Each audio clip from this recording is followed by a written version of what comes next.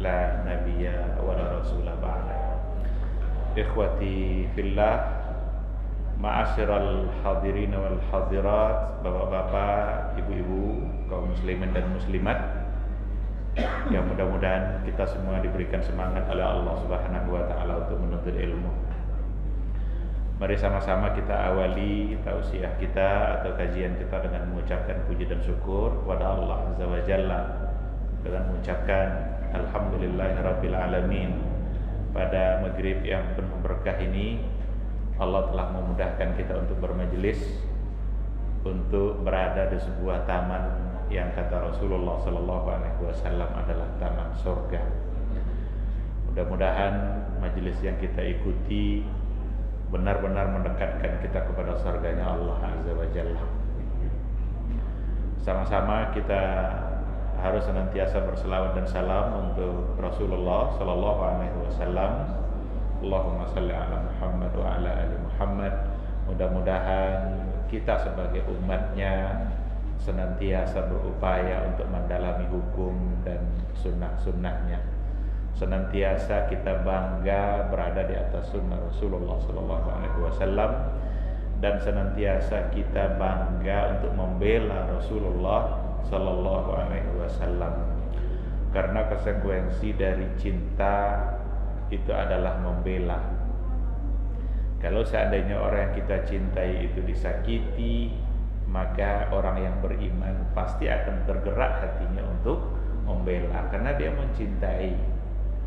Kenapa begitu bersemangat umat-umat Islam di seluruh dunia membela orang-orang Palestina, padahal mereka tidak ada hubungan saudara. Hubungan mereka adalah iman.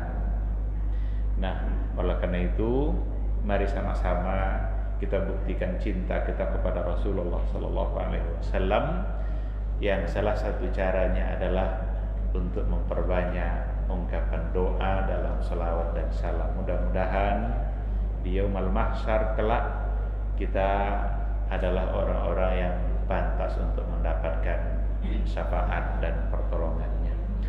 Amin, amin ya rabbal alamin. Ikhwati fillah, ma'asyiral hadirin wal hadirat, rahimani Allahu wa iyyakum.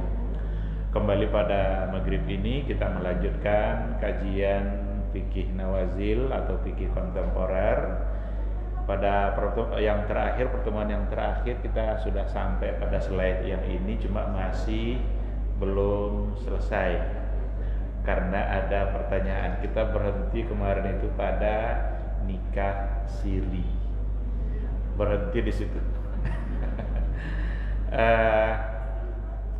Dan itu adalah bagian dari nawazil ahkamil usrah.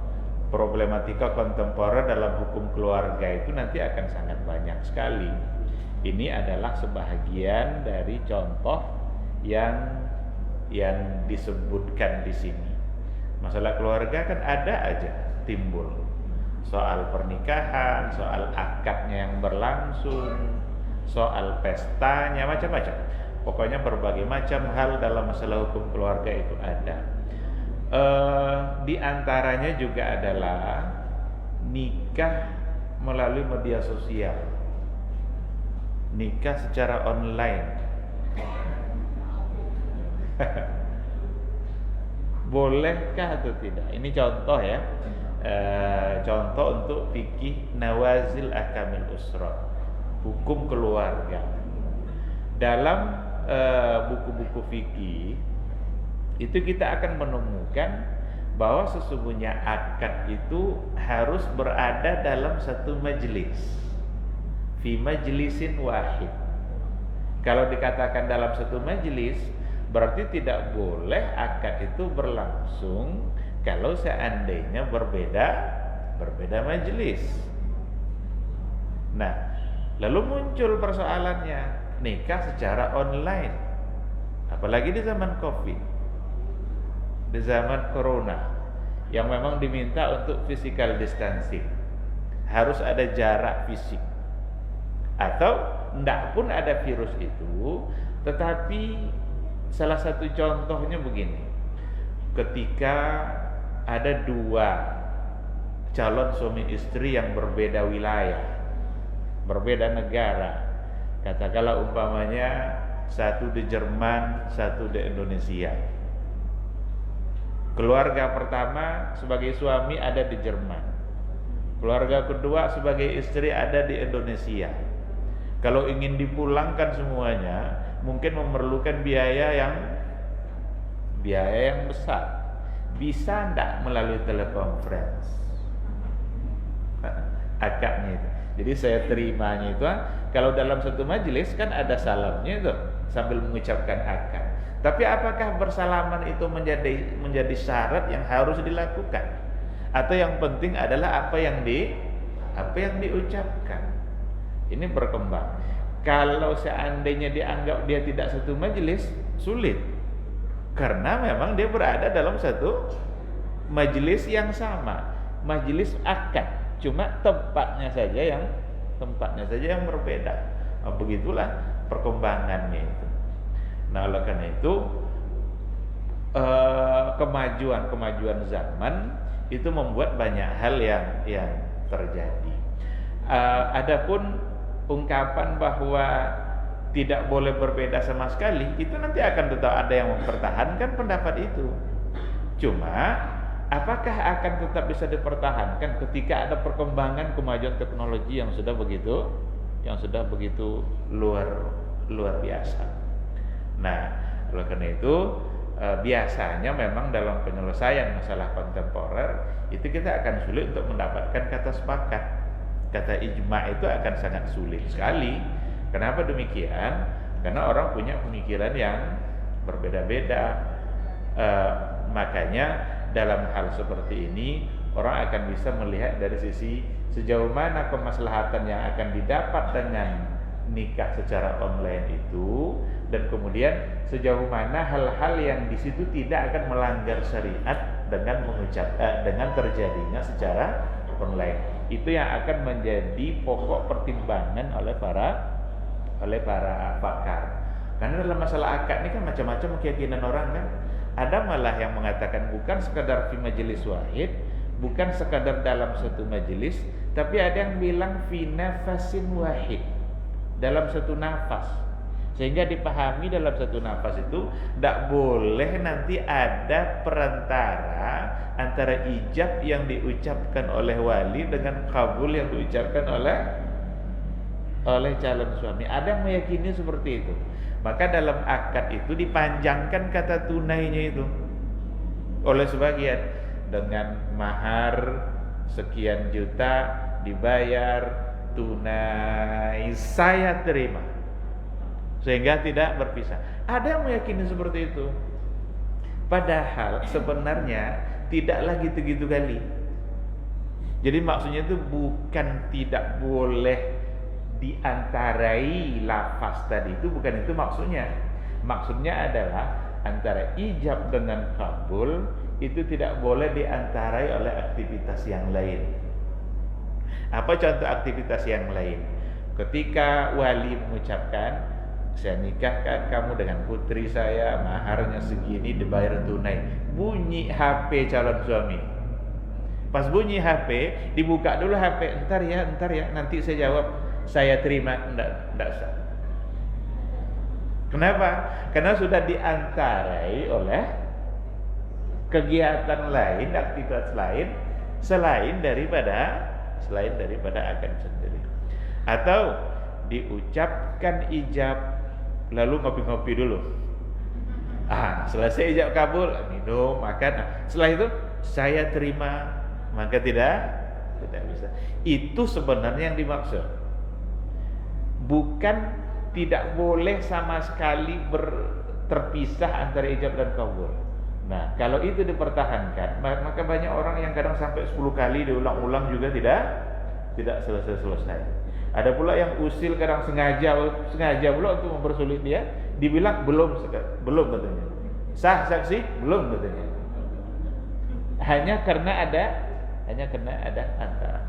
Jadi maksudnya bukanlah seperti itu. Tapi fi majlis wahid dia tidak diantarai oleh aktivitas apapun yang tidak ada hubungannya dengan akad. Nah, baik. Jadi ini sudah menjadi sesuatu yang dilirik, walaupun Dan itu akan menjadi solusi nanti dalam perkembangan hukum keluarga itu sendiri. Walaupun di kita mungkin belum dilakukan itu, bahkan kemarin itu kebijakan atau surat edaran yang ada justru malah menunda akad.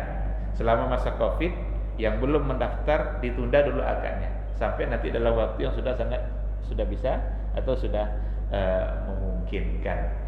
Padahal jika langkah ini diambil, ya terlepas nanti dari perbedaan pandangan, tapi yang jelas itu tidak mustahil akan menjadi solusi dalam permasalahan yang kita hadapi di hukum keluarga.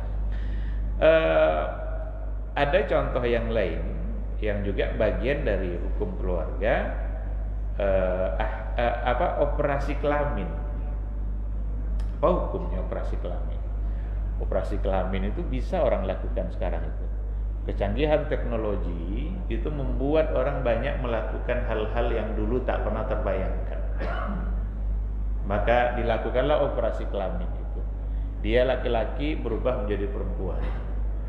Awalnya laki-laki bisa berubah jadi perempuan. Apakah perubahan yang disebabkan oleh operasi itu membuat perubahan hukum secara syar'i atau tidak? Maka para ulama mengatakan itu tidak dibolehkan. Itu merubah ciptaan Allah. Merubah hukum syar'i itu maksudnya begini. Dia awalnya laki-laki, lalu dia pindah menjadi perempuan. Ketika sudah dioperasi, kan sebelum operasi kan safnya di sini kan? Karena laki-laki. Nah sekarang ketika sudah berubah menjadi perempuan karena operasi, apa pindah dia ke sana? Safnya. Kalau nanti dia meninggal, dia dimandikan oleh laki-laki atau dimandikan oleh perempuan? Karena awalnya laki-laki berubah menjadi perempuan. Kalau ada di antara saudaranya yang meninggal atau ayahnya yang meninggal, dia bagian harta warisannya dia dihitung laki-laki atau dihitung perempuan. Banyak sekali. Oleh karena itu, para ulama mengatakan bahwa hukumnya adalah haram. Kenapa demikian? Karena itu adalah taghyiru khalqillah. Itu adalah upaya untuk merubah ciptaan Allah. Sudah diciptakan oleh Allah, lalu ia robah-robah, berarti ada ketidakpuasannya dan apa yang ditakdirkan oleh Allah Subhanahu wa taala terhadap diri dia. Ketidakpuasan seperti itu, itulah yang membuat dia menjadi mendapatkan dosa. Berarti tidak rela dengan takdir yang didapatkan yang telah diberikan oleh Allah Subhanahu wa taala. Namun penjelasan yang terkait dengan operasi kelamin ini ada banyak rinciannya. Ada banyak rincian. Sehingga dibagi-bagilah nanti operasi itu dengan dua tujuan. Tujuan pertama itu benar-benar merubah ciptaan Allah. Itu tidak dibolehkan dan hukumnya menjadi sesuatu yang haram. Tapi ada tujuan yang kedua. Tujuan yang kedua itu bukan untuk merubah, tetapi adalah litashihi wat takmil. Apa maksud litashihi wat takmil itu? Tashih itu maksudnya adalah untuk membenarkan atau untuk menyempurnakan fungsi. Dia tidak merubah, tapi ingin fungsi yang tidak sempurna ini dengan adanya operasi, dengan adanya kecanggihan teknologi bisa dioperasi sehingga fungsinya semakin jelas. Berarti membantu untuk mendudukkan hukum Islam bagi dia. Apa contohnya? Ketika ada orang yang dilahirkan dan ditakdirkan dia terlahir memiliki dua kelamin. Ada dua kelaminnya. Kelamin yang laki-laki ada, kelamin yang perempuan ada, tapi di dalam perutnya ada rahim.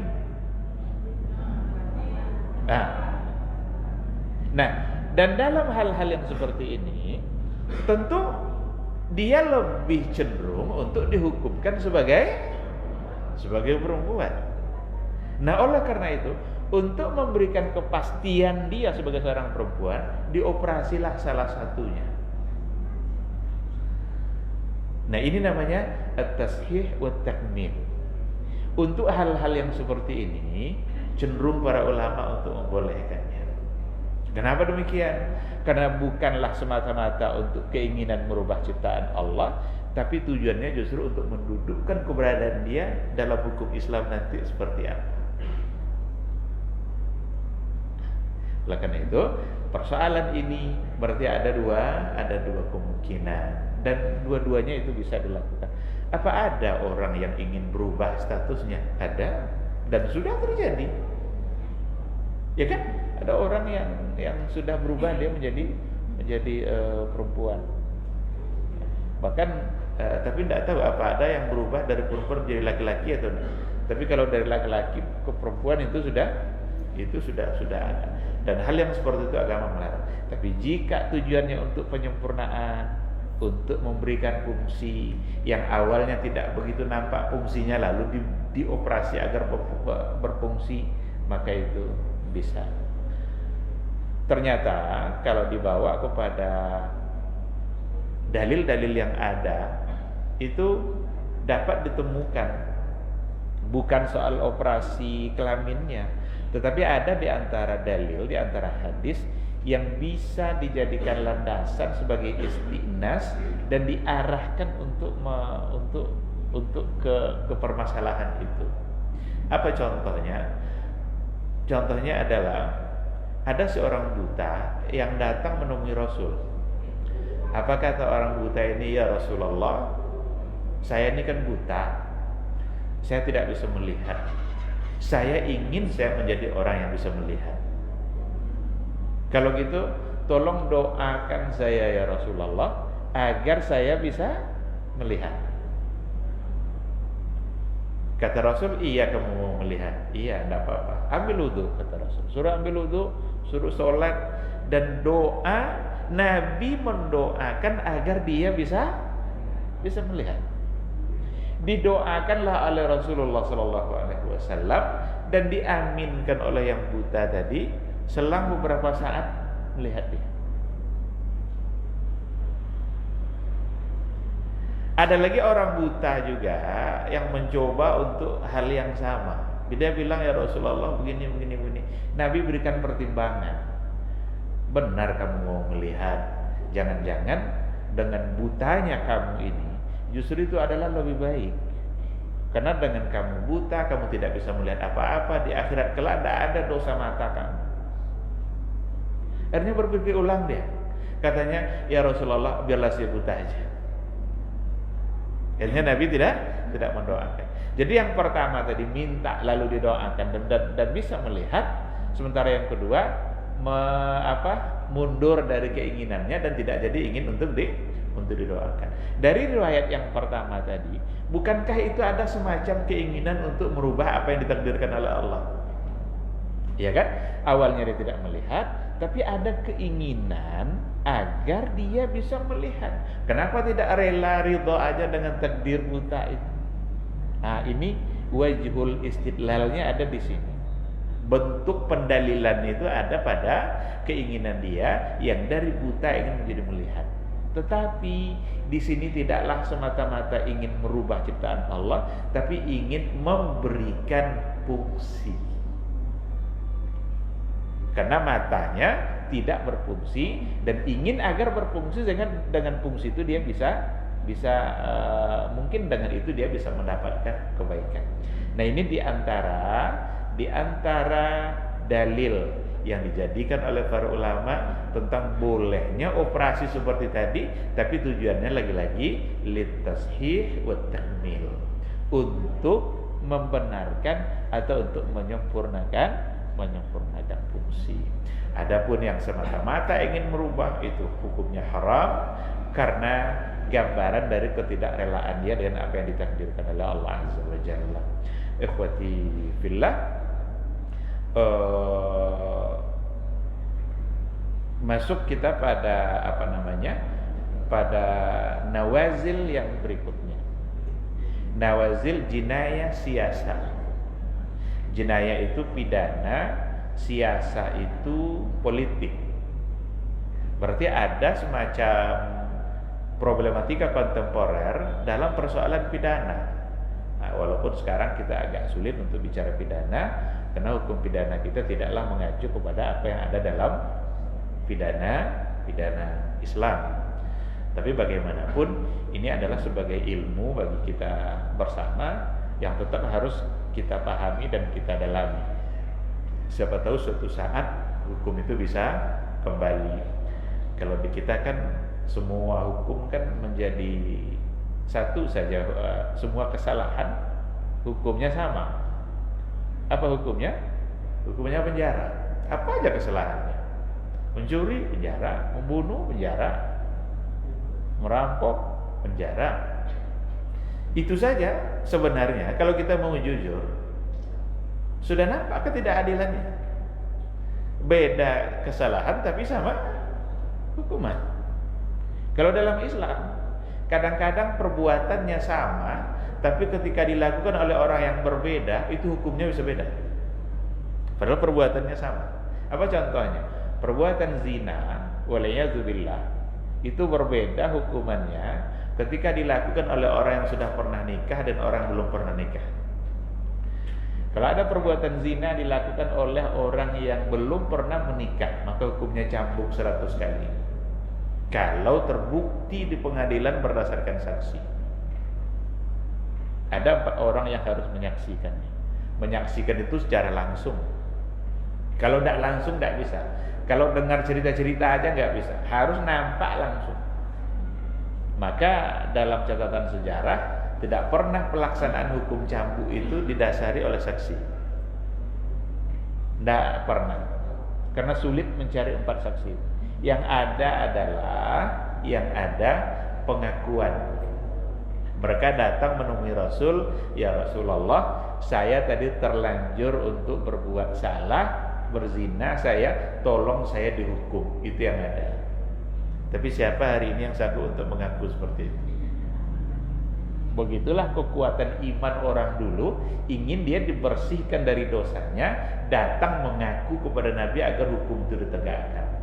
Kalau sekarang udah pasti salah, udah ketok palu, banding lah, agar inginnya nanti dia tidak bersalah. Jadi kalau dilakukan oleh yang belum pernah, maka cambuk. Kalau dilakukan oleh yang sudah pernah menikah, maka hukumnya adalah rajam. Padahal perbuatannya sama.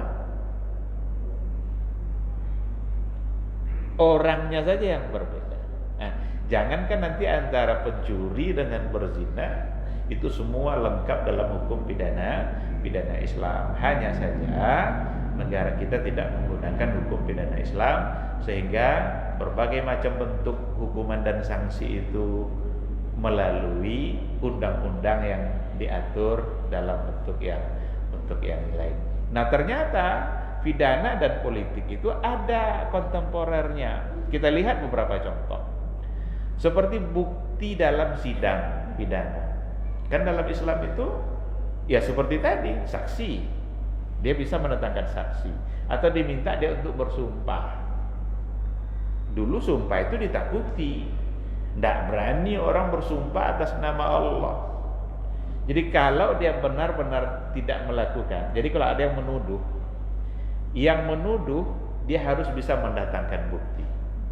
Al-bayyinatu 'alal mudda'i. Bukti wajib didatangkan oleh yang menuduh. Wal yaminu 'ala man ankar. Dan sumpah harus diucapkan oleh orang yang tertuduh, yang terdakwa. Jadi diminta bersumpah, demi Allah saya tidak melakukannya. Kalau hari ini orang bisa bebas kena sumpah, tidak ada orang kena hukum situ. Karena betapa mudahnya lidah hari ini untuk bersumpah. Nah, tapi mungkin tidak nanti fakta-fakta dalam sidang pidana itu berkembang. Kalau umpamanya ada tuduhan zina, tidak ada saksi, tapi bisa tidak tes DNA? Mana pernah ada itu pada masa dulu. Tapi itu bisa memberikan satu kepastian. Apakah anak yang lahir ini silsilahnya nanti yang ini atau yang mana? Bisa diketahui melalui tes DNA. Nah, jika memang itu akan membantu untuk penegakan hukum, apa yang membuat orang untuk menghalangi untuk menggunakan itu? Nah, disitulah keterbukaan Islam itu dalam menerima perkembangan, sehingga tidak pula nanti semuanya harus ditolak, tapi tidak pula semuanya harus diterima. Dan para ulama lah yang memberikan karakter-karakter seperti apakah kira-kira bisa diterima atau tidak. Nah, itu bentuk salah satu contoh pertama dari persoalan jinayah. Ada lagi operasi selaput darah. Ini berbeda dengan operasi kelamin. Operasi keperawanan bisa. Ada orang perempuan, dia sudah berkali-kali melakukan hal-hal yang salah, tapi kalau dioperasi kembali itu bisa dia seperti gadis lagi. Operasi selaput darah. Apakah dibolehkan atau tidak? Apakah di situ ada unsur kebohongannya atau tidak? Berarti dia telah membohongi suaminya. Dia tidak lagi sebagai orang yang gadis, tapi oleh suaminya dia adalah sebagai orang yang gadis. Ini ada perbedaan pandangan di kalangan para ulama, tidak sepenuhnya untuk dibenarkan. Malah kecenderungan banyak yang mengatakan jangan dilakukan. Kenapa demikian? Karena mendorong orang untuk melakukan kemaksiatan, membuka peluang orang untuk melakukan berbagai macam dosa. Nah, kalau seandainya memang dosa itu sudah banyak seperti itu, kan ada solusinya. Nanti tinggal bisa ada operasi, asal ada biaya untuk itu. Nah, oleh karena itu, tapi saya katakan ini semacam ikhtilaf. Ada perbedaan pandangan ulama kontemporer juga di dalam memahami masalah ini. Tidak sepenuhnya dibolehkan, tapi meskipun ada sebahagian kecil yang mencoba, bukan sebagian kecil, adalah di antara para pakar yang mencoba untuk memberikan alasan kemaslahatan untuk dibolehkan. Dengan cara apa? Dengan tujuan apa? Untuk menjaga aib, untuk menjaga status dia sebagai orang yang kan aib harus ditutup. Jadi kalau bisa ditutupi dengan cara itu, ada sebagian yang mencoba untuk membolehkan. Karena apa? Karena tidak selamanya peristiwa itu terjadi karena suka sama suka. Contohnya begini, ada orang mengalami kejahatan, pemerkosaan. Dia sangat tidak menginginkan itu terjadi, tapi terjadi pada diri dia. Terjadi pada diri dia. Dia sangat tidak menginginkan. Nah, boleh tidak orang seperti itu untuk dioperasi? Nah, disinilah peluang-peluang untuk dibolehkan itu. Karena kalau memang nampak di situ kemaslahatannya, kan bisa nampak tuh kan. Nanti kalau dia sudah menikah kembali, seandainya aib dia pernah diperlakukan seperti itu bisa tertutupi dengan cara itu, maka ada kemungkinan untuk dibolehkan. Tapi ketika ada sudah menjadi kebiasaan, lalu kemudian itu akan mendorong dia untuk berbuat dosa terus. Nah, di sini nggak ada kemungkinan untuk dibolehkan. Atau bisa karena terjatuh. Kan ada kata dokter bisa seperti itu. Kecelakaan, dia tidak melakukan apa-apa, tapi dia kecelakaan. Kecelakaan yang dialaminya itu membuat ada sesuatu yang rusak pada diri dia, dan dia ingin untuk mengembalikan. Nah, jadi bukan diawali oleh dosa, tapi juga oleh sesuatu yang mungkin saja terjadi. Baik. Ada lagi, boleh enggak operasi mengembalikan tangan yang sudah dipotong bagi pencuri? Dia kan pencuri kan dalam Islam kan potong tangan kan. Nah, tangan yang sudah dipotong itu boleh dibalikkan lagi. Dikembalikan ke dia. Nah, ini macam-macam aja yang dibahas oleh orang-orang kontemporer ini. Kalau seandainya memang tujuan penegakan hukum itu adalah untuk memberikan efek jera, lalu kira-kira kalau dikembalikan ada efek jera?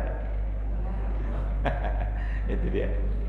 Kan hukum dalam Islam itu, semua hukum, penegakan hukum dalam Islam itu untuk diambil iktibar dan harus ada efek jerahnya.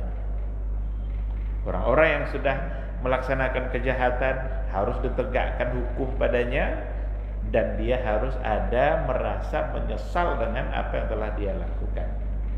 Tapi kalau dikembalikan, jangan-jangan itu justru membuat dia bersemangat kembali untuk melaksanakan kesalahan yang sama. Ada lagi pertanyaannya, seandainya sudah dipotong lalu dioperasi kembali, nyambung lagi jarinya, lalu mencuri lagi dia, kan dalam hukum Islam kan tidak tangan ini lagi yang dipotong kan? Nah kalau masih ada, kalau sudah disambungkan, kira-kira yang ini lagi yang dipotong.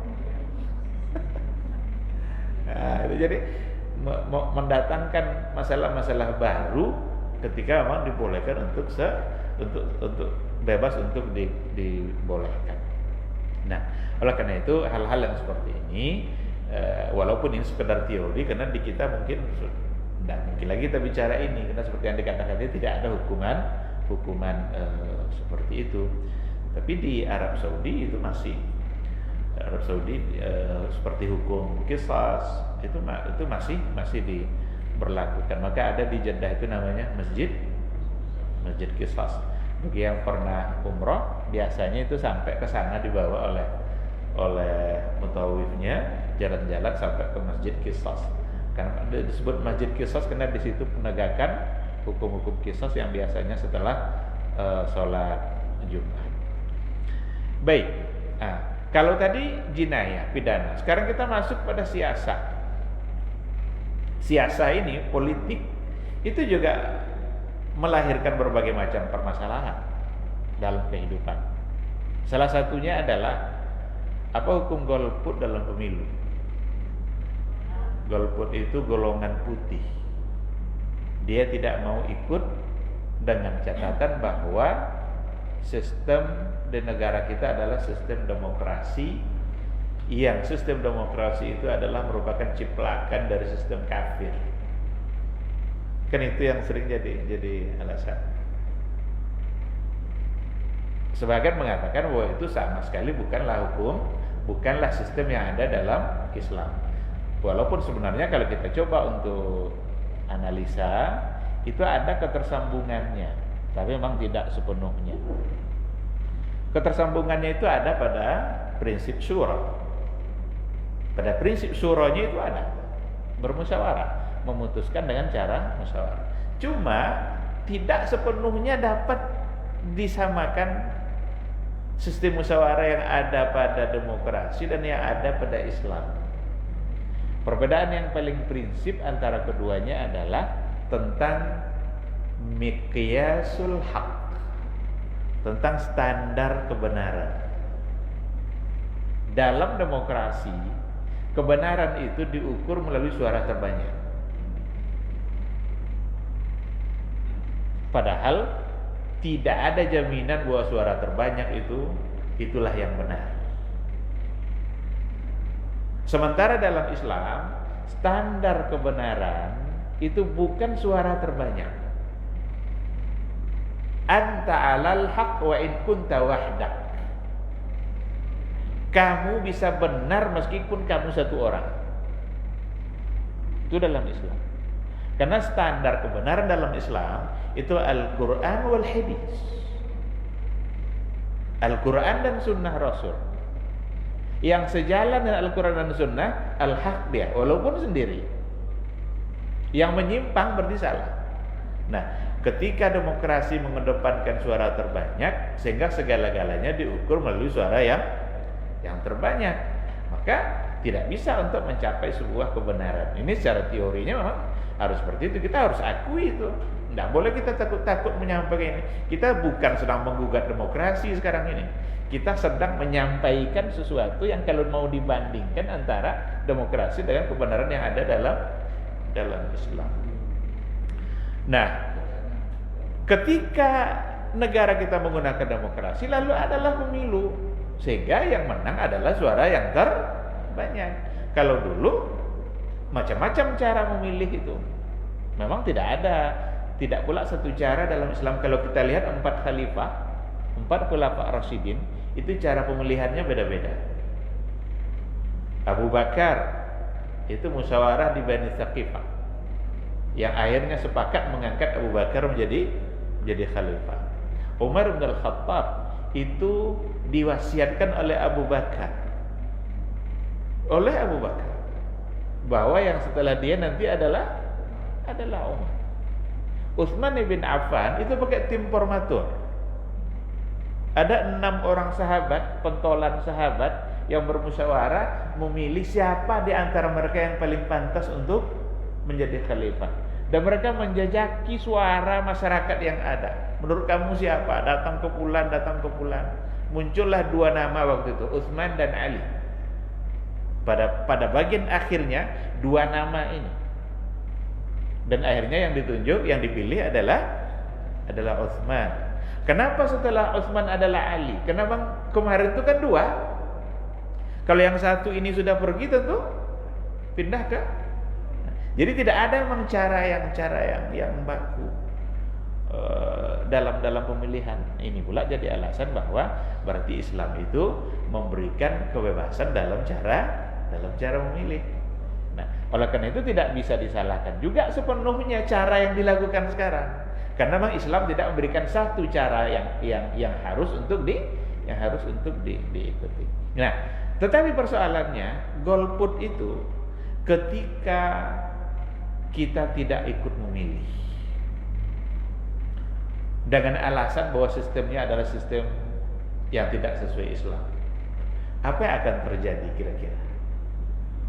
Ketika umat Islam itu memilih satu pandangan bahwa kita jangan ikut memilih, dialasankan karena sistemnya yang tidak benar menurut Islam, bukankah itu bisa akan menimbulkan keadaan yang menjadi lebih tidak baik? Nah, keadaan yang menjadi lebih tidak baik itulah perlu diantisipasi dalam persoalan ini. Nah, oleh karena itu tidak mesti kita mengatakan jangan ikut, itu hukum ikut di situ adalah haram karena berarti kita mengikuti sistem yang tidak dari Islam. Ingat, ada sesuatu yang dalam Islam ini namanya ma'alatul af'al. Ada satu teori dalam kajian maqasidus syariah namanya ma'alatul af'al, prediksi apa yang akan terjadi. Itu lebih kurang sama dengan konsep sadduz zari'ah yang ada pada imam-imam mazhab itu. Sadduz zari'ah itu menutup kemungkinan yang akan terjadi, sehingga seandainya ada satu perbuatan yang mungkin perbuatan itu boleh, tapi kalau dilakukan juga perbuatan yang boleh tadi melahirkan sesuatu yang nanti akibatnya tidak baik, diprediksi dia tidak akan baik, maka yang boleh ini menjadi tidak boleh. Begitu kebalikannya, ada sesuatu yang dilarang oleh agama, tapi pada kondisi tertentu, seandainya yang dilarang ini tetap dipertahankan dilarang, maka mungkin akan menimbulkan kemudaratan bagi seseorang. Sehingga saat dia dilarang itu, kalau memang menimbulkan kemudaratan, yang dilarang tadi bisa menjadi dibolehkan. Nah, disitulah kaidah, ada kaidah yang dilahirkan di situ, diantaranya adalah ad-daruratu tubihul mahzurat. Kemudaratan itu membolehkan sesuatu yang terlarang. Ibu-ibu mau melahirkan, tetapi dokternya yang ada di situ laki-laki. Secara hukum fikih itu adalah sebagai satu kesalahan, karena laki-laki sama perempuan itu nanti bukan sekadar melihat aurat, tetapi adalah mungkin akan menyentuh aurat. Tapi seandainya tidak diselesaikan proses persalinan itu, apa kira-kira akan terjadi pada seorang ibu? Bukankah itu akan mengancam jiwa? Nah, kalau akan mengancam jiwa, disinilah bermain kaidah yang tadi itu. Yang mudarat itu membolehkan sesuatu yang dilarang. Bahkan dalam Al-Quran juga langsung ada ayatnya, famanitturra ghaira baghin wala 'adin. Siapa yang dalam keadaan terpaksa dia tidak menginginkan, fala itsma alaih, maka tidak ada dosa baginya. Bahkan bangkai pun bisa menjadi halal ketika orang tidak punya selain itu, dan kalau dia tidak memakannya, maka itu akan bisa mengancam jiwa. Saat mengancam jiwa tadi berarti ada perubahan yang terjadi dari segi hukum. Nah, seandainya semua umat Islam mengatakan haram dan golput itu harus, apa kira-kira yang akan terjadi? Siapa yang akan memimpin negara kita ini? Sedangkan ikut aja umat Islam sudah jadi begini, apalagi kalau tidak ikut. Nah, maka persoalan seperti ini menjadi bagian kajian dalam fikih kontemporer, yang maksudnya bagian siasah. Nah, ada lagi wanita masuk parlemen. Ini juga menjadi bagian dari kajian politik, karena wanita biasanya ada urusan yang sudah ditakdirkan oleh Allah yang harus dia urus. Sekarang dia pula yang sibuk untuk mengurusi persoalan parlemen. Apakah dibolehkan? Apakah tidak dibolehkan? Atau boleh dengan kriteria begini, tidak boleh jika kriteria begini. Nah, biasanya yang bagian akhir itu yang dilakukan, karena tidak selamanya untuk langsung dikatakan tidak boleh. Bukankah nanti dengan ikutnya perempuan di parlemen itu membuat dia akan berkecimpung dengan banyak hal yang kadang-kadang di luar batas syariat. Tapi ketika mereka tidak ada yang ikut, jangan-jangan ada hak-hak mereka yang tidak terwakili oleh yang si laki-laki. Maka yang akan dijadikan patokan di sini adalah bagaimana dipertimbangkan al-muwazanah bainal masalih wal mafasid. Pertimbangan antara kemaslahatan dan kemudaratan. Namun yang asasinya bagi perempuan tentu ada tugas asasinya dalam berkeluarga. Jangan sampai urusan keluarga justru terabaikan gara-gara mengejar urusan yang lain, yang bisa saja dia tidak untuk melakukan. Tapi kalau untuk urusan keluarga itu sesuatu yang memang adalah asasi. Ikhwati fillah, ada pertanyaan? Nih, kayaknya harus dibuka pertanyaannya. Harus diberikan kesempatan untuk bertanya. Tadi yang terkait dengan nikah online tadi, tidak ada ketegasan, maka boleh atau tidak. Dalam kondisi seperti ini, jangan tadi dasarnya kan sama majelis.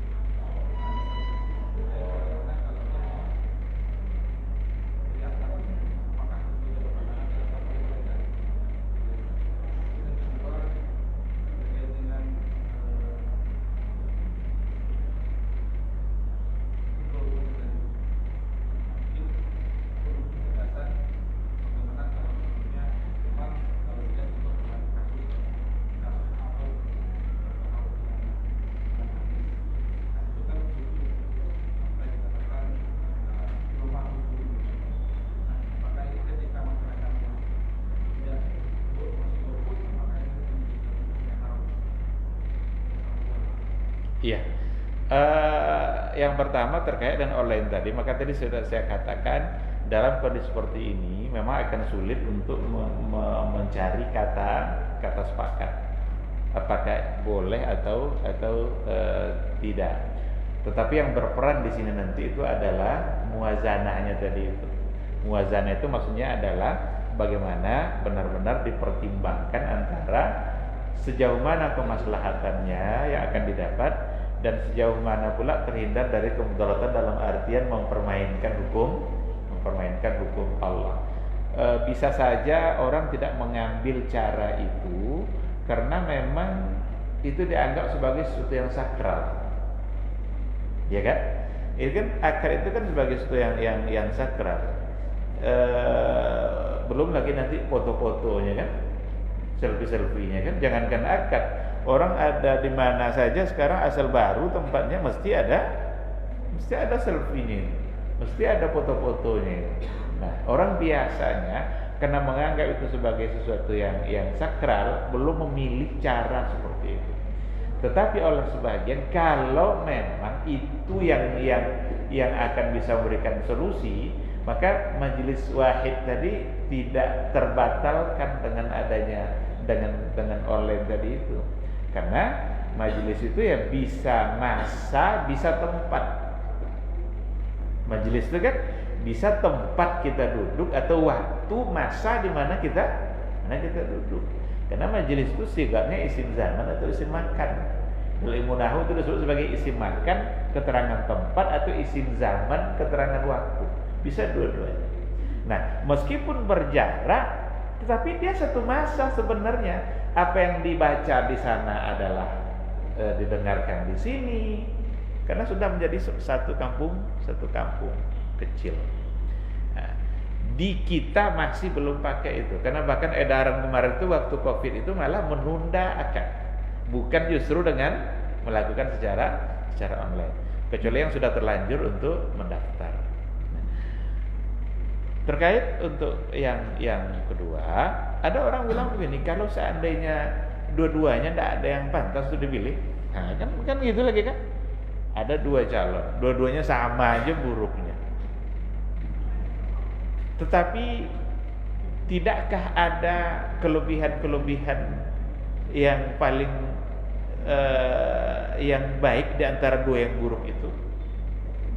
Karena kalau tidak, ya kenapa harus dia yang jadi? Ini pula persoalan kan?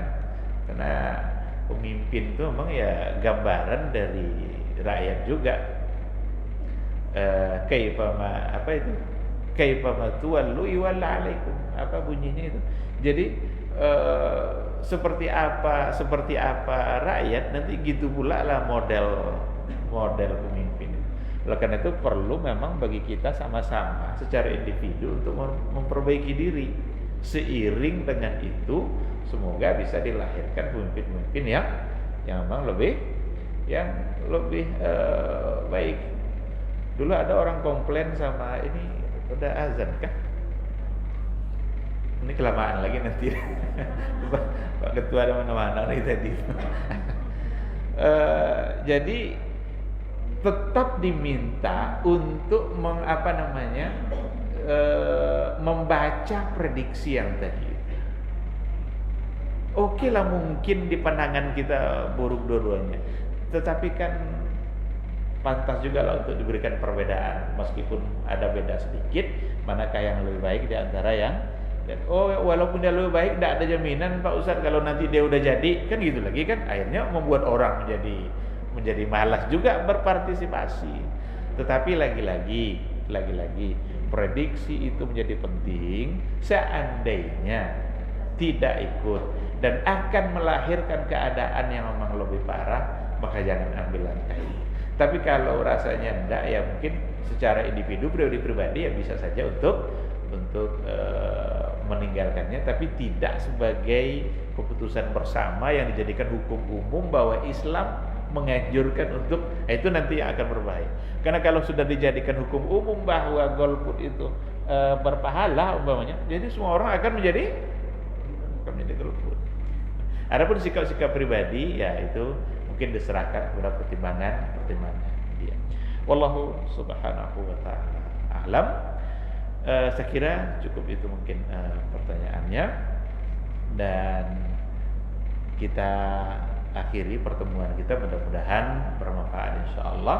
Semoga majelis ini menjadi ibadah bagi kita bersama. Amin amin ya rabbal alamin. Terima kasih Subhanakallahumma wa bihamdika asyhadu an la ilaha illa anta astaghfiruka wa atubu ilaik. Wassalamualaikum warahmatullahi wabarakatuh.